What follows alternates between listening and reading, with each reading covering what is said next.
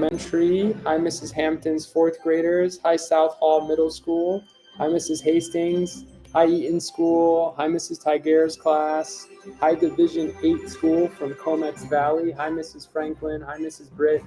Hi, Miss A. Hi, Miss Rooney. Hi, Mrs. Wells class. Hi, Hillcrest School. Hi, Mrs. Halstein. Hi, Miss Adams. Hi, Mrs. Velasco. Hi, Newman's class. Hi, Mrs. Revels. Hi, Mrs. Postel. Hi, Miss Comfort. Hello, School 3 Library. Hi, Mrs. G. Hi, Mrs. Patel's class from Westdale Elementary. What's up, Mr. O? And Miss Woodhall and Mrs. Ferguson and Mrs. Midget's class. Hi, Joanne. Hi, Miss Tarr's class. Hi, Mrs. Polcini's class. Hi, Mrs. Burkhart. Hi, Mrs. Alutit's class. What's up, story friends? We'll get started here in 30 more seconds as we give everyone a chance to join us. Hi, Miss Adams. Hi, Mrs. Street. Hi, Mrs. Mays. Hi, Mrs. Bennett. Hi, Miss Domer. Hi, Mrs. Brandy's class. Hi, Mrs. Ducks. Hi, Miss Plaza. Hi, Mrs. Kids class. Hi, JRMS Library. Hi, Mrs. McGinnis. Hi, Mrs. Cervelli's class. Hi, Mrs. Leveroni. Hi, Mrs. McCurdy. Hi, Miss Davis. Hi, Miss Wang. Hi, Mr. Sharp. Welcome, story friends. I think we are ready to begin. So hello, everyone, and welcome to Storyvoice and to an Epic Read Aloud Fridays graphic novel feature. I'm your host, Mr. Mike, and today we are flying back into the world of Pyrea, a place of dragonets, destiny, danger, and incredible adventure. Send some hearts if Wings of Fire is one of your favorite series, story friends, or if you've ever imagined what kind of dragon you would be. Well, today we get to hear from the creator of the Wings of Fire universe, #1 New York Times bestselling author Tui T. Sutherland, and the artist who helps bring these dragons to life, Mike Holmes, as they share the graphic novel adaptation of Wings of Fire, Escaping Peril. In today's show, we'll talk with Tui and Mike about creating this book. Mike will then lead us on a live drawing activity where we'll get to learn how to draw one of the dragons, and then you will get to ask your questions. If your class would like a chance to ask a question live by calling into the show after the draw along, all you have to do is press on the raise hand button at the bottom of your screen for a chance to be connected to one of our producers. All right, story friends, are you ready to meet Tui T. Sutherland and Mike Holmes? Then please keep those hearts going as we welcome Tui and Mike to the show.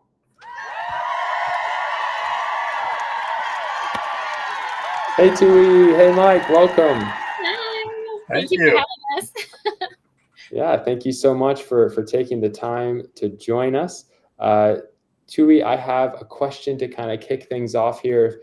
Can you take us back to the very beginning, the first moments where you imagined this world filled with dragons? Like, was there a single spark or character or a scene that made you think, yes, this is the start of Wings of Fire? Sure. Well, it started with a conversation I had with my friend Steve, who was like, have you ever thought about doing like a whole series about dragons? And I was like, oh my God, I think about dragons all the time. And I had worked on other series from like animal perspectives. And so I was thinking, what if, the dragons were the main characters and they got to tell the stories and have all the adventures? Because, I've read a million books, but like basically if it has a dragon on the cover, I'll read it. And so, but most of the books I'd read were from a human point of view, like looking at the dragon, like interacting from, the dragon is the bad guy or the transportation or like sometimes the friend, but the dragon never got to be sort of the center of the story and the hero in most of the books that I was reading. And so that's what I really wanted. It was to sort of flip the story around. I really love stories where you get to see like another side of things. And so I thought it would be cool to take that whole idea of like our relationship with dragons who, hoard treasure and eat people and then like get to see it from their side of things. So that was sort of the very first spark of it. And then I started thinking about something I'm really interested in is like destiny and how much we get to control our destiny. And so I was like, what if there was a prophecy and these little dragons were told they had to be in this prophecy but they wanted to choose their own fate. Like, how much could they decide for themselves, like what their future is? So that was sort of what got me started thinking about it. Very cool. And Peril in this book is such a unique character. So why was it so important for readers to hear her story too? Oh my gosh, Peril is one of my favorites. Like, I love her so much. She and sort of secret behind the scenes fact, when I first started writing the books, I knew that I was going to have 7 tribes of dragons on this one continent. And so I thought, well, the prophecy should have 7 dragons in it, one from each tribe. And so I started writing this scene under the mountain where there's like, and so I was like, 7, well, let's have twins. So there'll be 8 little dragons that are the heroes of this story. And so Peril and her brother were going to be in the prophecy. They were going to grow up with the other dragonettes. And then I rapidly realized that it is very hard to have 8 main characters when you're writing a book. And so it was really helpful, actually, because I had to sort of narrow in my focus on like who the main 5 were going to be, and why only their tribes were represented. And so I took poor Peril and her twin brother out. And then, but I loved her so much. And I was so interested in the idea of this dragon who is born with too much fire, because she like takes it from her twin. And so everything she touches, she sets on fire. And so I put her into book 1 anyway, as like another character that they meet along the way. And then as I was writing the first 5 books, I kept getting fan mail from kids who were like, we love Peril. We want to see more of Peril. Please don't kill off Peril. They were like, we can tell that you were thinking about it. And I was like, I kind of was thinking about it, because she's done all these terrible things in book 1 and in her life before this. And, you know, so the like sort of arc you would normally expect is like, and then she comes back in book 5, does something heroic and like sacrifices herself. And I was like, it would actually be much more interesting if she didn't, and we got to see her story later on. And so thank you to all the kids who wrote me those letters, because this was my favorite book to write, to actually get inside her and be like, well, how do you make up for all those things all this time later? How do you change your perspective from someone who has always been told what to do by like this evil queen that you thought was like the one person who cared about you, and then like shift it over to, in the beginning of this book, she's sort of transferred all of that to Clay, who is the main character of book 1, and just wants to do whatever he tells her to do. But by the end of it, she really has to come to a point where she understands she has to make choices for herself, and like find her own redemption her own way. And so it was really fun to write, because she's a very funny character, despite all of the things she's done. I think that makes her, I think she was just very interesting to get inside of. She's kind of the opposite of me. Some of these characters I really understand is like, I get them because I'm like them. This one, she's very different from me. And so it was really fun to get inside her head and try to think about all the things that she's worrying about as the story goes along. And Mike, can you tell us maybe what has excited you the most about bringing Tuvi's world to life through your art, and which character or which dragon has been the most fun to draw, but also the hardest? Well, I think Tui brought up a good point, is that dragons traditionally were not the main characters of stories. And so the real challenge for this with these books was for me to bring emotion, like real, relatable, connectable emotion to dragons, and have the readers actually like feel things through these characters and recognize their own feelings through these characters. Because that's something that I'm very interested in, is kind of like getting across like a true readable emotion in a story.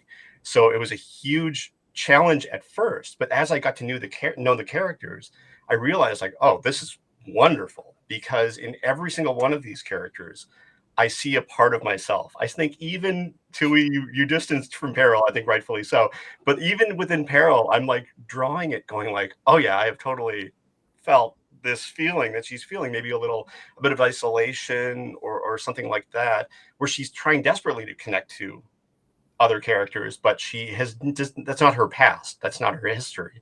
So and for her to actually, but to make an attempt to do it, and I'm not saying that that was my past, but sometimes you feel a little awkward in the situation. And so drawing Escaping Peril, I was like, oh, this is so much fun. And like you say, she's a very funny character too. So those moments of comedy that contrast with her past and with her point of view, everything kind of like pops a little bit more. So it's at first, yeah, when I first started the series, I was like, oh, how am I going to do this?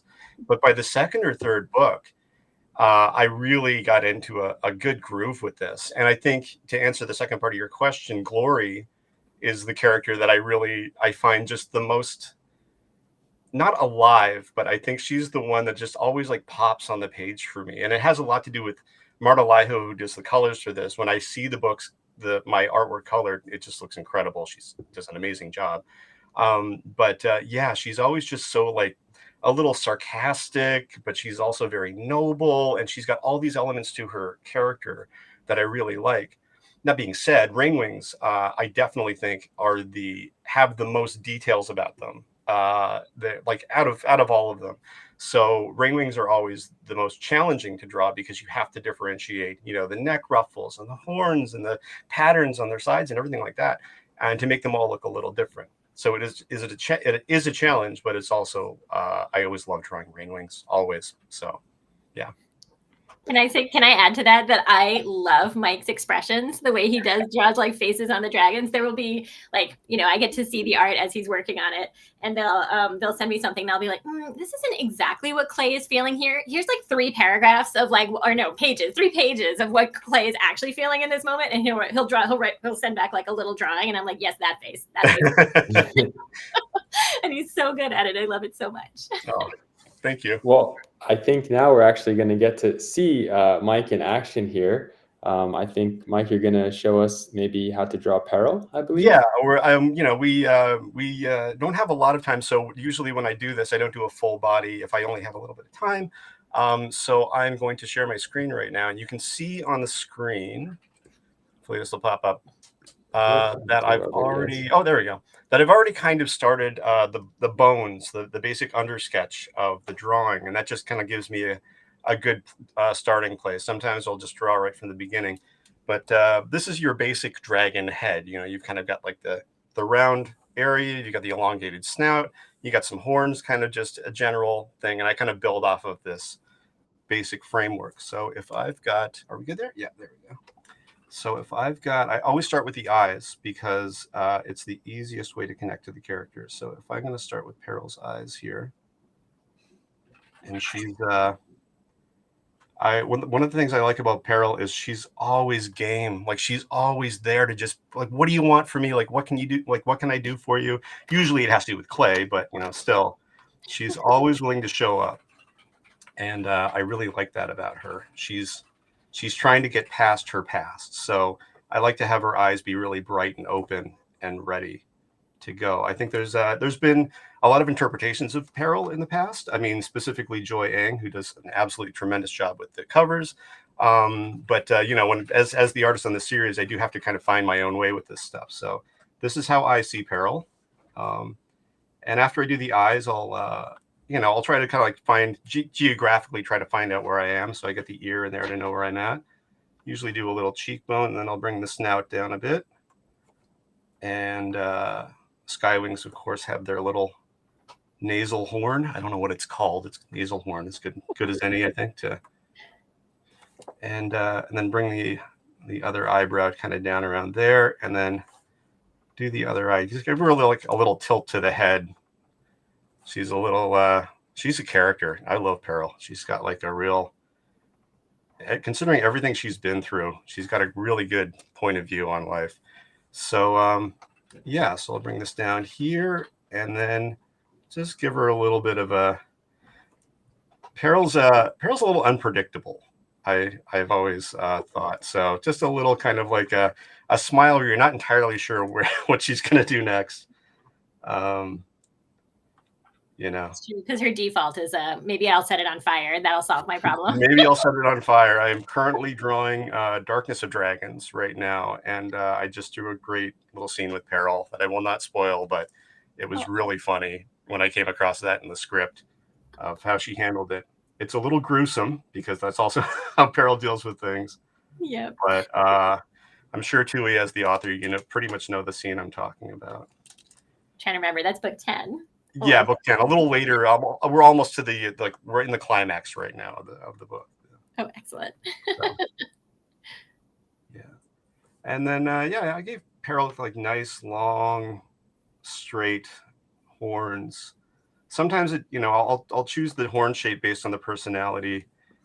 Sometimes it's just, in the moment, it seems right to me. But Peril being a former weapon, giving her these big, long, slender horns, kind of like it's got a slight air of menace to it, which I always like. Like, again, she's learned how to be a good friend, but there is something very dangerous about her. So, and then I added these little freckles on her face. I don't know what dragon freckles. I use freckles again. Good a word as any. Just to kind of like soften her appearance. Because I don't know. I like hanging out with her. She seems like she'd be a good hang. If not a good hug, she'd be a good hang. That's true. Yeah. Yeah, I think she'd be very, depending on who you are. But yeah, exactly. Yeah. If you have fireproof skin, then you're good. And I'll give it like the neck ridges here, just kind of trying to keep everything a little three-dimensional and round, give it some volume, which really helps sell the character here. And then just along the ridges here, just some spikes, because let's not forget she's a dragon. And then I'll fill out, I usually do these kind of like neck wrinkle ridge things. It's a nice little detail to add, but it also, again, adds some dimensionality to everything. It kind of makes her feel rounded and like she's taking up space on the page, which is always very important. When I'm drawing these books, I like to feel like I'm right there in Pyrea, experiencing everything. So as I'm drawing, I'm like, oh, what if I move the camera over here? And like how much space would they take up? And like, and what if it was happening right in front of you? It's a really fun feeling and a privilege to get to draw this stuff and to kind of be right in the middle of the action and set the action. Yeah, and we'll add some scales here just again to fill out the detail, but I want to add a little smoke also to Peril, just so we don't forget who we're dealing with here. So she's happy to see you. Don't cross her. You'll be fine. Don't hurt Clay. You'll be fine. Because she's just a little smoky, a little smoldery. Like she's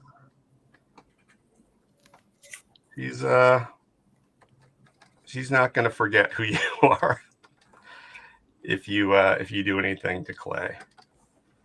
All right. Well, I think more or less, that's there's Peril. Yeah, that's awesome. Yeah. She was really fun to do. Sorry, Mike. Thank you for that. That was you. awesome. Yeah. Story friends, how cool was that?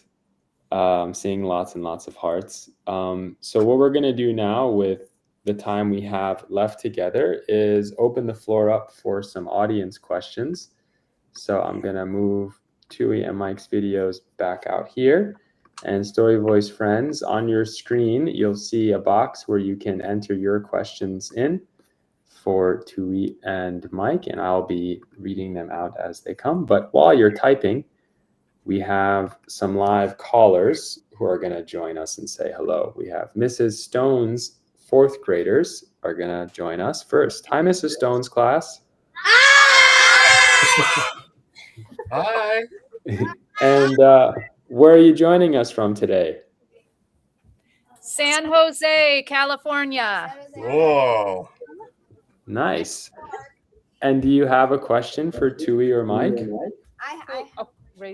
go ahead. What was your favorite book to make? Oh, wow. I like all of them for different reasons, but probably this one, actually. Like Escaping Peril was, because I love her so much and her voice like really carries the story along really well.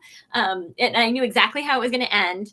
And so most of the book was just figuring out like her character arc and all the cool things that happened to her. So yeah, this one. And then also like watching it come to life in the graphic novel. This is probably my favorite cover out of all the graphic novels. I just like, I love it so much. And then, yeah, getting to see her all the way through this and all of the people she interacts with and how it turned out. I think it was really, really fun and really amazing. Faith. How long did it take Loud. to master? How long did it take to master your drawings? How long How did long? it take to master your drawings? Oh my goodness. Well, I'll tell you when it happens. I've been drawing my entire life, and I love drawing a whole lot, and I feel like I'm learning all the time. I think if you look at the series, the first book, The Dragonette Prophecy, you will notice that the art does not necessarily look as much like the art as the series goes on. And that should help to tell you that you're always learning. There's always something you can learn. And I think I find that kind of exciting, where when I got to do Wings of Fire and I got to draw that first book, there was a lot of stuff that I was excited to do, but there was a lot of stuff that I really did learn about as I did it. And as ever I do every book, I learn a little something else. So I would definitely not ever say I've mastered anything, but I am always excited to try new things. And I am very, very happy that I get to do this for a living.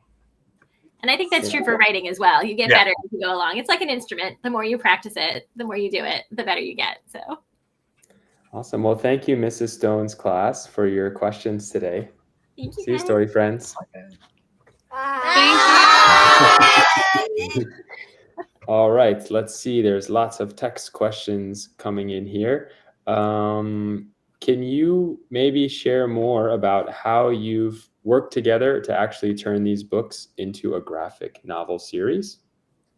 Sure. Well, so it starts on our side with it starts with the novel, which I wrote, let's say book 8.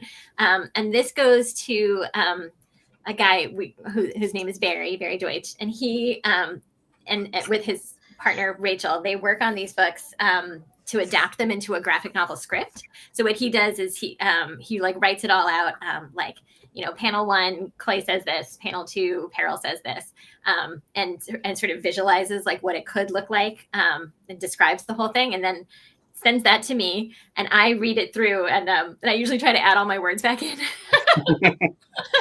He's like, we got to make sure it all fits in the bubbles, and I'm like, let's just add more bubbles because I have so many words. So that's my first job, is like trying to add all my words back in, and then once we have a script that we like, that goes off to Mike. And then I get to see Mike's like drawings as it goes along. Maybe Mike, do you want to talk about that part? Yeah, no. Well, when I get the script from Barry, I'll read through the script, and I'll see sometimes, there's quite a few words on the page. And I've never said there are too many words here. My job is to take all of the words and make the page readable, to make sure that the art sells what the words are doing, and vice versa. So anytime there's an amount of words on the page, I'm like, that's a lot of balloons. I'm like, there is a good reason that there is this many balloons on the pages, because we need to get across this much information. So once I do that, once I get the script and I start drawing it, that's the challenge for me, is to take that and make sure that hello. I'm just letting you know the guy left. Oh, okay. Thanks, buddy. That's Oscar. Oscar helps too. He reads the books and lets me know whether I've done a good job or not. Oh. But yes, it's basically my job is to make sure that all of those words are treated well. So all of the art needs to sell what's happening in the story, no more, no less. And I do my best to just bring Tui's stories to life. But it's again, I can't stop saying this. It's an amazing job to get to do this. Well, I'm so glad it's you. I'm so grateful that we get to work on this together. I just wanted to show one example where in book 3, we introduce a character called Kinkajou. And boy, if anybody talks a lot, it's Kinkajou. And literally they sent me the script, and poor Barry had tried to fit all the words, like make them much. And I was like, no, it's Kinkajou's character that she talks a lot. So could we have 2 extra pages of just Kinkajou talking? Just Kinkajou talking and talking and talking. And they said yes. They let me have extra pages for it. And that sequence was really fun to get, because I just imagined being, a dragon waking up and just having Kinkajou like right in your face.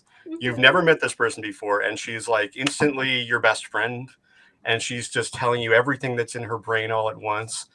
And I thought that was such a great introduction to the character. I really needed to make sure that Kinkajou got like a good introduction to the readers. So yeah, for sure. I love this. Is like one of my favorite panels in the whole series. Like, her little face, like suddenly, like I have a lot to say. I have a lot to say to you. Yeah, I have no filter. Exactly. For it. And also, you're wearing a muzzle, so you can't even talk back. So I get to do all the talking. That's Kinkajou's dream is to get to do that. Yeah. One follow-up to that is just if you can maybe talk about how long that process takes to adapt one of the books. I mean, you want to start on your end, or yeah? I mean, I guess you write the novels, but you have to go over a lot of the script to make sure. Yeah. Yeah. So I think I usually get about a month with the script to work on it and like make changes, and then before it goes to Mike, and then when it comes back to me, I have like like a couple of weeks each time to like look at the things and make notes on the sketches and stuff. But it's I think it takes a long time, like for the art, because it's so much. Yeah. I mean, every little panel is so much drawing. So much drawing. Yeah, no, it is. And I think at this point, I'm on book 10 right now, and somebody asked me the other day, how many dragons have you drawn? And I'm kind of conservative. It was like thousands, like 10,000 dragons at least. That's baseline. A lot of activity going on back there. I would say, yeah, I'll get the script from Barry, and sometimes I'm getting the script as I'm wrapping up another book. Okay. And once I wrap up another book, it's very hard for me to jump back in to another book. I need a little bit of downtime just to kind of decompress. But usually, I would say like about 8 months it takes for me getting the script and kind of working things out visually and thinking about like how everything is going to work, and starting to draw and everything, to the time where I deliver the pages. And then, like Tui said, there's some time after that where I'll get notes and I'll fix things up. A lot of it is the fix up have to do with jewelry, because a lot of the characters, just to distinguish themselves, are wearing jewelry. And sometimes it's magic jewelry, so they have to be wearing exactly. It's not just some, you're not just getting it out of the candy machine or something like that. Like, it's actually really important to the story. So I have to make sure that's consistent across. And luckily, there's a lot of people, including Tui, who are on top of that, because when you're drawing 10,000 dragons, you're gonna miss a bracelet or two. Mm-hmm. So yeah. All right, for our next question, let's invite some live callers in. We have Mrs. Mendoza's class is going to say hello.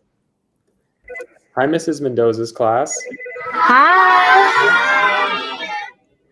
Where are you joining us from? We are in Santee, which is around San Diego, California. Nice, welcome. Do you have a question for Tui or Mike? Yes, I do. I have Genevieve who has a question. If you were a dragon, what would your name be and what would your tribe be? Ooh, interesting question. Thanks, Genevieve. I've always said I'd want to be a rainwing, because I would like a pet sloth. My necklace is a sloth. That's like I love them. They're my favorite. And I also think I would be very, very well suited to like just like sleeping a lot. So I think I'd like to be a rainwing. I feel like my actual name, Tui, is a kind of bird that lives in New Zealand. And so it would probably work for a rainwing, actually. Like, it's they don't really live in rainforests, but they're, like, rainwings are usually named after things you can find in a rainforest, or like different birds and fruits and things. So I feel like Tui could work as a dragon name.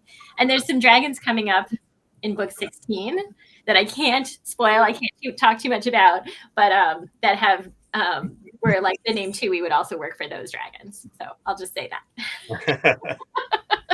You just put yourself into the book. Yeah. I haven't done that exactly yet, but I've created the circumstances for it. Yeah. Well, thank you, Mrs. Mendoza's class, for your question. Thank you, Genevieve. Thanks, Genevieve. See you, All right. Storyvoice. Thank you. Bye. Bye. We'll do one more live caller question here. We have Mrs. Corrigan's class is going to join us. Hi, Mrs. Corrigan's class. Hi! And where are you joining from, Story Friends? We're calling from Southampton, New York, out on Long Island. Nice. Welcome. And do you have a question for Tui or Mike? Yes, we do. How do you come up with the dragons' names and develop how they look? Ooh, good question. So for me, names are really important. Like, it's hard for me to start writing a story until I really know what the character's name is and feel like it fits them. So I have actually like a document that's just lists of names for each tribe, because, you know, each tribe has their own kinds of names. Like, all the sea wings are named after like shades of blue or things you can find in the ocean, and all the ice wings are named after things you can find in the Arctic or like types of snow. And so I'll usually go down that list with each character and try to find a name that really fits their personality. So someone like Tsunami, who is the heroine of book 2, is a sea wing, and I wanted her to have like a fierce, like powerful name. Whereas Sunny, the dragon in book 5, is more like, I wanted it to be like a very like positive and like optimistic name. I felt like it really suited her character. So that's sort of where I start, is with the names. And in terms of what they look like, I was trying to figure out like traits to give them that would match the habitats that they live in. But maybe Mike, I don't know if you want to say more about like how you decide what they look like. Yeah, well, I mean, I had a great foundation in that, like, you know, all the tribes of course are based on their environments. So it was very easy. And like Joy Ang, who was the artist who did all the covers and a lot of the initial artwork, was it was a good starting off point. But yeah, as I read the script and I try to visualize these, there's notes in the script that are kind of based on, you know, Tui's novels that do describe some aspects of this. But I think there's other things that I try to bring to it as well, like Kinkajou, who has she's a little smaller and she's got a lot of bouncy energy about her. So you just never quite know where she's coming from. And every panel that she's in, it's always kind of a big dramatic gesture, and she's always very like just happy to be there. Or a character like Starflight, who's very like literate and he loves to read, and he's not really an action kind of a dragon. So he kind of like holds back a little bit. And I think when it comes to stuff like that, I try to base it on people I've known or people, personalities. And then their gestures and it just all kind of comes out of the script. It just really, I feel the feeling that they're feeling when I'm drawing it. And so I try to kind of really present that in the story. But it's been I haven't had to do a lot of extra work. I feel like so much of it is on the page that when I actually go down to draw a dragon, it just kind of comes out of my pen and just it's there. And there's very little editing that I do, because I just try to trust my instincts with this stuff. Well, thank you, Mrs. Corrigan's class, for your great question. See you, and we'll do maybe 2, but definitely one more question here. Tui and Mike, will there be more graphic novels? Oh, yes. Oh my gosh, yes. I want to see all of them as graphic novels. I'm like so excited. I'm just to jump ahead. I'm so excited for like the next arc, which is books 11 through 15, where we get to go to the continent with like the butterfly dragons and the insect dragons. Oh my gosh, it's going to be so pretty. But more specifically, book 9, Talons of Power, is coming out right after Christmas, is what we discovered. And so that's Turtle's story. It kind of continues on from what happens at the end of this one.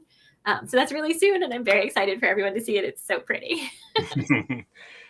It's hard for me to pick one that was the most fun to draw, but like the one I'm drawing right now is incredibly fun to draw. But now that I'm thinking back to Talons of Power, there's a couple of terrific sequences in that was just so much fun to do. But yes, to answer the question and to piggyback on what Tui was saying, there will be more graphic novels. All right, and last question for both of you. What advice do you have for kids who want to write or draw their own dragon stories? Well, definitely do it. I love that plan. my like secret plan in life is to like write these books, get lots of kids hooked on these books, and then when they grow up, they can write their dragon stories, and I get to read them. So I think that would be awesome. And my main advice for writing in general is do it because you love it. Like, don't feel like the pressure of like, oh, I have to get this published right away, or I need to show it to somebody. I did a lot of writing just for myself when I was younger, or for my sister. Like I had my sister would read everything I wrote, and I was really bad at finishing things. Like I never finished a story. I just was so excited to get into the beginning of a story that I think that's okay, because like we were talking about, it's all good practice. It's all like makes you better. The more you write, the more you do it. So I think that feel free to write fan fiction. I think fan fiction is a great way to get started. Is like, you don't have to create the whole world. You can just like jump into characters or characters you create in a world I think that's also a really good way to start practicing and just doing it for fun. And I hope if you're interested in writing, you keep writing and don't use AI. Write from your own brain. You don't need a computer to do it for you. Yeah, you're a person. Make something. You're good. Don't rely on something else to do your work for you, because then you won't really, like I was saying earlier with the art, I learned so much doing this. And if I handed it off to some program, I wouldn't have had all the fun I had doing this, and learned all my lessons. And, I have more lessons to learn, but I would say just like if you were going to write, or draw your own dragon graphic novels, make sure that your drawings, if you stand back, you're happy with what you've got there. Take a step back and look at it. It's something that you want to see. It's a drawing that you wanted to see in the world that never existed in the world before. That's really the point. So your dragons don't necessarily have to look like any other dragons that ever existed. You could make up your own look for dragons.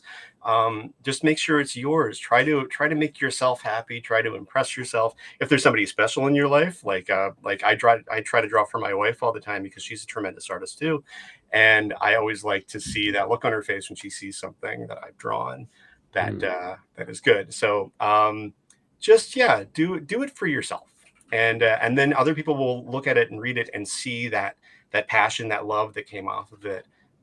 That's really the most important thing you can do as an artist. Yeah. Awesome. Well, Tui and Mike, thank you both for taking the time to bring the world of Wings of Fire to Storyvoice, and for answering all of these questions. It was a pleasure getting to host you and learn so much from both of you today. Thank you so much. We really This was great. Thank you. Story friends, keep those hearts and flames going as we wave goodbye to Tui and Mike. Thank you both so much.